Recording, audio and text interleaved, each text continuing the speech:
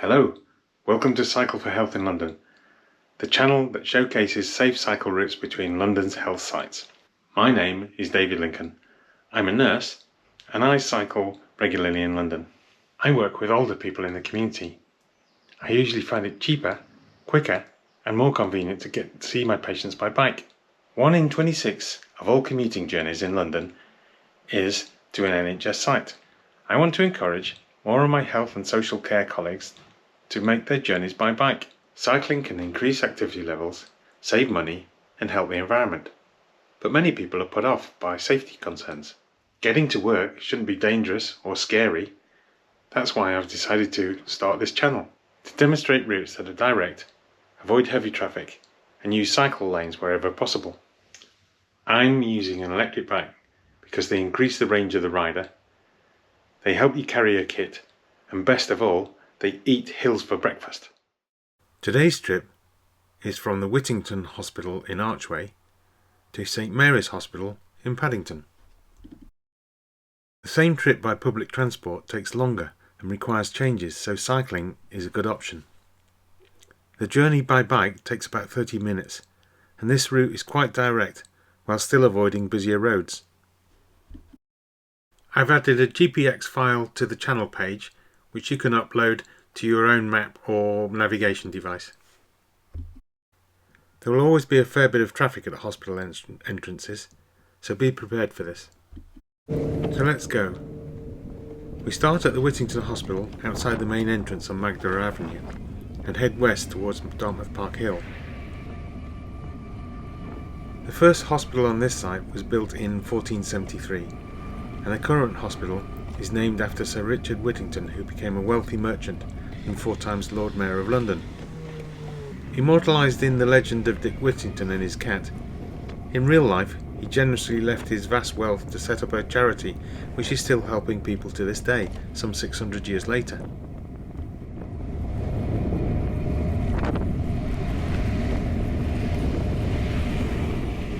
This cycle route takes you past the actual Dartmouth Park on the left. It's a small park, but affords panoramic views of the London skyline. The park is topped by the Maiden Lane Reservoir, which holds 67 million litres of clean water from the Copper Mill Water Treatment Works in Waltham Forest, and meets the needs of about 200,000 people.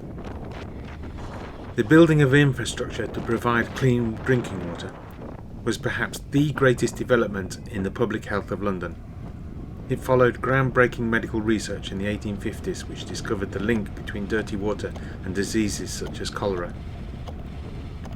Perhaps active travel could revolutionise London's public health in a similar way today if the authorities would build the necessary infrastructure that enabled mass cycling. Infrastructure such as the ambulance gate, which keeps Dartmouth Park Road here quiet. We're travelling through the ambulance gate now. The ambulance gate is a traffic filter which allows access to emergency vehicles, but rat running through traffic is prohibited. We cross into Gordon House Road, which can be busy at times, but thankfully the traffic is usually slow moving. This is probably my least favourite bit of the route because the barrier of the railway creates a pinch point and we have to mix with general traffic. But soon we cross under the 2 overground railway bridges and turn left into Oak Village. In the long term, this area may yet be transformed as part of the proposed Murphy's Yard redevelopment. Ignore the signs encouraging you to turn left into Grafton Road, but carry on straight and enter the park at the end, called Lismore Circus. Lismore Circus once had 6 streets of Victorian housing radiating from it. The current estate replaces the buildings which were devastated by bombing during the Second World War. Follow the semicircle of cycle track which turns left into Haverstock Road. By the way, if you have any route suggestions you'd like to see, do let me know and I'll endeavour to add them to the channel. After turning into Malden Lane, beware of the advisory cycle lane, which consists of a dotted line of paint on the road. I'm not a fan of painted cycle lanes because they offer no protection for cyclists, and may even encourage drivers to pass more closely to people cycling in them. Southampton Road is nice and wide because it used to have a tramway up it before the car became king and the trams were all scrapped. There's a bit of an incline, so I was grateful to be riding an electric hire bike. They're easy to use, and I think they're great, but they can be a bit pricey, so my tip is to make sure you prepay and buy a ride pass. If you don't own your own bike, many boroughs offer a try before you buy scheme, where you can hire a bike and see if commuting by bike is right for you before you commit to the cost of ownership. Turn left onto Prince of Wales Road and enjoy the relative protection of the stepped cycle tracks, which are lower than the footpath but higher than the carriageway. I think they give a feeling of subjective safety, which is an important part of a comfortable ride. I wouldn't mind riding with my children here. While we're on the subject of children, the next right brings us on into Crogsland Road, which is now configured to prioritise children. Haverstock School is here, and it's part of Camden's Healthy School Streets programme. Healthy School Streets create a safer and healthier environment by restricting motor traffic outside schools during drop-off and pick-up times. They help to discourage car trips, particularly amongst parents and carers, by providing a safe and inviting space for more walking, cycling and scooting. Streets that are safe for kids are safe for everybody. This bridge over the West Coast Main Line was closed to motor traffic in the 1960s as part of the historic Primrose Hill low traffic neighbourhood. This means we enjoy very quiet roads as we cycle through King Henry's Road.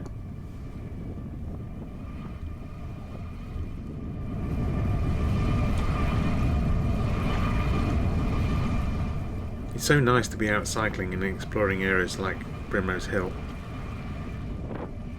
You might miss this if you took the bus or the tube.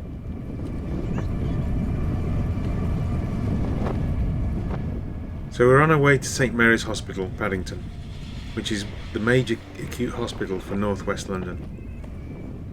The hospital provides care across a wide range of specialities and runs one of the 4 major trauma centres in London, in addition to its A&E department.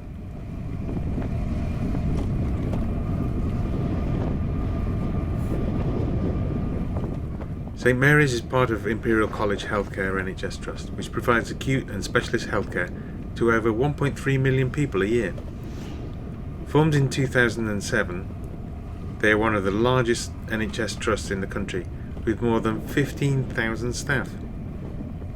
If all those staff tried to drive to work, then North West London would be gridlocked and traffic would come to a standstill. To keep London moving, we depend on many potential car users opting instead to walk, cycle or take public transport, so it makes sense for Imperial to enable cycling as an option for its staff.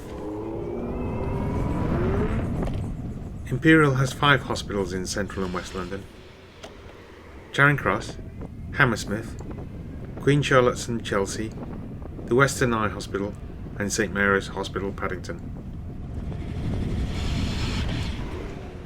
Imperial collaborates with other NHS trusts in the sector, which likely generates a lot of patient and staff movement between the various different sites, with the potential for many of these trips to be made by active travel.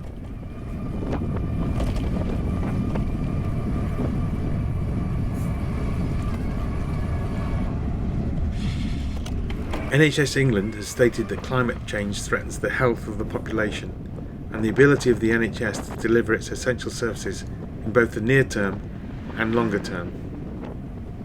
For this reason, the NHS became the first national health system in the world to commit to decarbonise its operations, setting a clear target for net zero by 2045 for its total carbon footprint.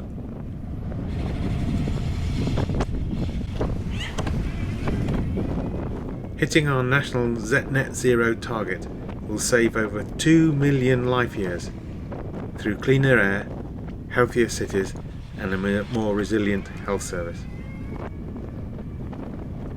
Staff travel by motor vehicle directly contributes to the 36,000 deaths that occur every year from air pollution. This burden is borne disproportionately by those with pre-existing health conditions, by older people, and by children. A shift to less carbon-intensive modes of transportation, such as public transport or active travel, will not only reduce greenhouse gas emissions and air pollution, but also deliver significant health and well-being benefits.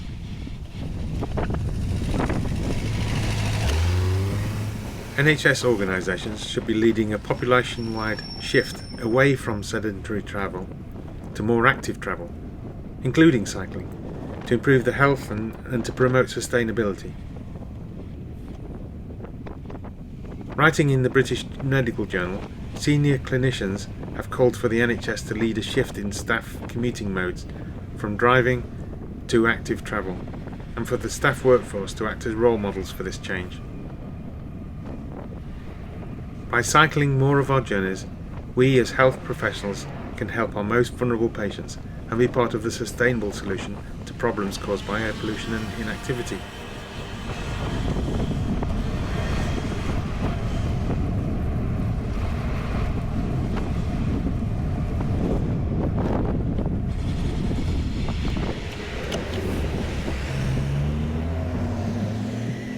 You might just have noticed a rather snazzy car turning across me there. That must be worth a few bucks. We're now cycling in the borough of Westminster, of course, and as I look around, I get a sense from the types of cars in the street to much of the housing stock that this is a wealthy borough.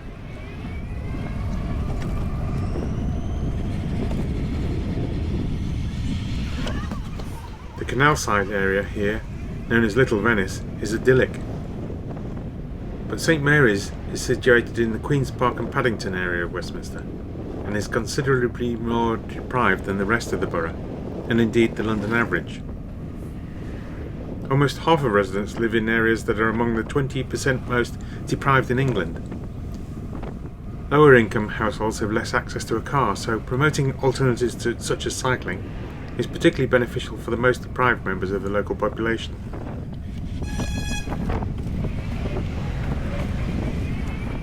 Children make up a relatively high proportion of St Mary's local population. Children obviously can't legally drive themselves, so proper safe cycling infrastructure can give children the freedom to move independently and actively and to explore their own local area. It really shouldn't be unusual for kids to be able to cycle safely to school or to the park. In the most deprived areas of Queen's Park and Paddington, life expectancy is a staggering 9 years lower than the most affluent areas of Westminster. Health workers who promote physical activity and take action to reduce air pollution are directly contributing to the survival chances of their heart and lung disease patients. Obesity in Queen's Park and Paddington is higher than average. Obesity can be a product of inactivity. The easiest way for people to incorporate physical activity into their daily lives is through active travel, so cycling can play a vital role in preventing obesity. The number of older people in this area is expected to rise considerably over the next 2 decades as the baby boomers approach old age. Public health issues for the older population, such as isolation, physical activity and falls, may become commonplace. But these problems may not be inevitable, and we can take proactive action to try and prevent them. We can encourage and help older people keep physically active as long as possible. But that means we need safe streets that facilitate everyday mobility. The evidence is clear. We need more low traffic neighbourhoods and more and better cycle lanes on busy streets. Take Praed Street for instance. Praed Street is our final approach to St Mary's Hospital. At the time of filming this video there was disruption caused by roadworks, but even without this, Praed Street doesn't feel inviting for walking and cycling. We need to see a healthy hospital street concept implemented around every hospital, creating space for patients and visitors to enjoy the area. Well, here we are at St Mary's Hospital, Paddington, the destination for this journey. I hope you find this video useful or interesting. If you did, or if you have any other comments or suggestions, do let me know.